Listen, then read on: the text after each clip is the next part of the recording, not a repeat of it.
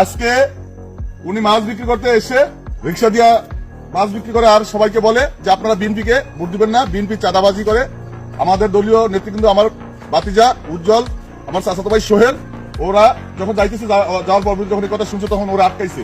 আটকানোর পরবর্তীতে আমরা জিজ্ঞাসা করতেছি ওরে যে তুমি যে বড় বিএনপি চাঁদাবাজি করে, তোমার কাছ থেকে চাঁদা নিচে কোনো দিন করে না, তাহলে কার কাছ থেকে নিচে তুমি দেখাও। এখন এই জামাত, এই নামে জামাতের সংগঠনের কিছু লোক এইভাবে তারা আমাদের মনে হয় যে মাঠে ছেড়ে দিছে যাতে বিএনপির দুর্নাম হয়, বদনাম হয়। এখন আমরা, আমাকে বাতিজা উজ্জ্বল ফোন দিছে, ফোন দেওয়ার সাথে সাথে আমি বাড়ির ঘুম থেকে উঠে আসছি, এসে এখন বলছি এখন সে আমার হাত পা ধরতে চায়, আপনারা এর বিচার করবেন। এমনকি এই সমস্ত ইসলামের নামে যারা মানুষকে বিভ্রান্তি করতেছে, তারা ক্ষমতায় না আসতে এই সমস্ত মিথ্যা অপপ্রচার করতেছে, এই লোক থেকে আমি চিনে রাখুন, এর থেকে চিনে রাখুন। এর কাছ থেকে আমাদের কোন দলীয় নেতা কর্মী মাছ কিনবেন না, চাই দেখি ও কার কাছে মাছ বিক্রি করে।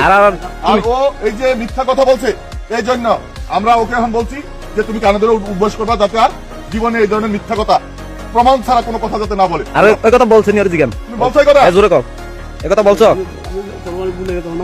না? এই কথা বলছো নি? এটা কও, তুমি এই কথা বলছো? আমার মাথার দাম আমার কম দিকে আমি বলছি, আমার মাথার দাম বেশি লেগে গেছে। আমার মাথা, হ্যাঁ, তুমি মাছের দামের কথা না, তুমি বলছো নি বিএনপি চাঁদাবাজি করে, বিএনপিরে গালাগালি করতে, বিএনপিরে ভোট দিতে না। বলেছি মুখ দিয়ে আমার কি আর ভুলো বলছো? আমার মাথা করে তুমি ভুলো বলছো কেন? হ্যাঁ, তোমার মুখটা বলো, আমি বলছি।